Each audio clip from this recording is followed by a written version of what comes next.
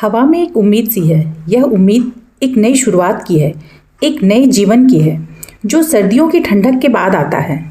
धूप में हल्की सी गर्माहट आ गई है। यह गर्माहट हमें याद दिलाती है कि अब सर्दी जाने लगी है और बसंत का आगमन हो रहा है। सर्दी अब जाने लगी है, बर्फ पिघल रही है और घास फिर से उगने लगी है। पेड़ों पर नई पत्तियां आने लगी हैं। ये बसंत पंचमी का समय है, जो बसंत के आने का संकेत देता है।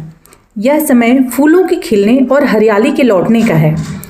2025 में हर साल की तरह यह दिन माघ महीने के शुक्ल पक्ष के 5वें दिन आता है। यह दिन विशेष रूप से महत्वपूर्ण है क्योंकि यह बसंत के आगमन का प्रतीक है। इस साल यह ज्ञान, कला और नई शुरुआत का जश्न है। लोग बाहर निकलते हैं, कला और संगीत का आनंद लेते हैं और प्रकृति की सुंदरता का स्वागत करते हैं। दुनिया अपनी नींद खुमारी से जाग उठती है, त्योहार की जीवंत ऊर्जा को दर्शाती है। बच्चे फूलों से भरे मैदान में खेलते हैं और हर कोई इस मौसम का आनंद लेता है। बसंत पंचमी प्रकृति के नवीनीकरण और विकास के चक्र की याद दिलाता है। यह समय है जब पेड़ फूलों से भर जाते हैं और नदी के किनारे नई पौध उगती है।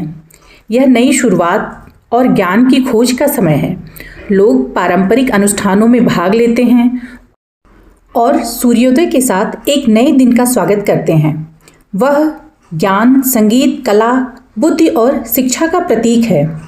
पौराणिक कथाएं बताती हैं कि इस दिन ब्रह्मा जी ने सरस्वती जी को बनाया था। उन्होंने उनसे दुनिया को देखने के लिए कहा। सरस्वती जी ने अपनी वीणा से दुनिया को संगीत और भाषा से भर दिया। उनके आने से सन्नाटा और अज्ञान दूर हो गया। इस प्रकार उन्हें ज्ञान और रचनात्मकता के दिव्य स्रोत के रूप में पूजा जाता है। बसंत पंचमी पर पूरे भारत में भक्त जल्दी उठते हैं। यह दिन बसंत ऋतु के आगमन का प्रतीक है और इसे ज्ञान और कला की देवी सरस्वती को समर्पित किया गया है। वे पवित्र नदियों में स्नान करते हैं या घर पर ही स्नान करते हैं। यह स्नान शुद्धिकरण का प्रतीक है और इसे शुभ माना जाता है। लोग पीला रंग पहनते हैं, जो बसंत और ज्ञान का रंग है। पीला रंग न केवल बसंत के फूलों का प्रतीक है, बल्कि यह सकारात्मक ऊर्जा और आशा का भी प्रतीक है। घरों और मंदिरों को पीले फूलों, खासकर गेंदे से सजाया जाता है।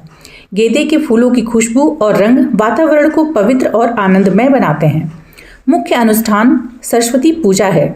इस पूजा में देवी सरस्वती की प्रतिमा की स्थापना की जाती है और भक्त उनकी आराधना करते हैं। लोग देवी को फूल, धूप, मिठाई और किताबें चढ़ाते हैं।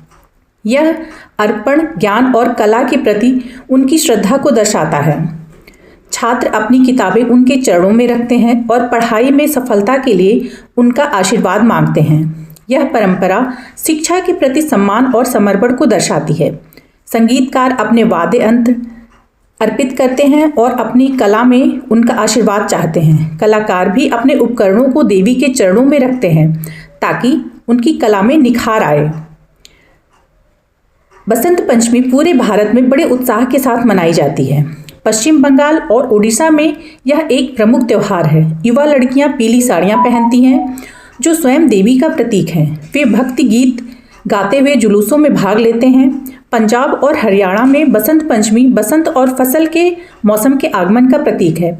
लोग पारंपरिक नृत्य और गीतों के साथ जश्न मनाते हैं। पतंगबाजी के जीवंत तमाशे के बिना यह त्यौहार तो मानो अधूरा ही है। पीला रंग, खिले हुए सरसों के खेतों का रंग, यह रंग जीवन और ऊर्जा का प्रतीक है। जब हम इन खेतों को देखते हैं तो हमें एक नई उम्मीद और खुशी का एहसास होता है। बसंत पंचमी पर छाया रहता है यह त्यौहार बसंत ऋतु के आगमन का स्वागत करता है और जीवन में नई शुरुआत का प्रतीक है। यह ज्ञान, शिक्षा और समृद्धि का प्रतिनिधित्व करता है। इस दिन लोग सरस्वती पूजा करते हैं, जो ज्ञान और कला की देवी हैं।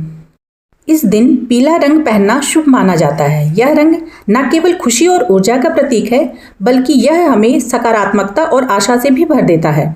पतंगबाजी त्यौहार का एक और अभिन्न अंग है, खासकर उत्तर भारत में। पतंग उड़ाना न केवल एक खेल है, बल्कि यह हमें स्वतंत्रता और ऊंचाइयों तक पहुंचने की प्रेरणा भी देता है। ऊंची उड़ान भरते पतंग अज्ञान की बेड़ियों से मुक्ति का प्रतीक है। यह हमें याद दिलाता है कि हमें हमेशा अपने सपनों को ऊंचाई तक ले जाने का प्रयास करते रहना चाहिए। वे एक ऊंची उड़ान भरने वाली आत्मा और नई ऊंचाइयों तक पहुंचने का प्रतिनिधित्व करते हैं।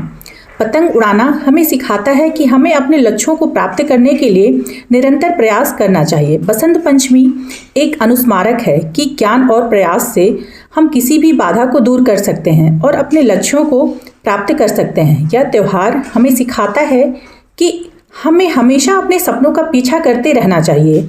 यह जीवन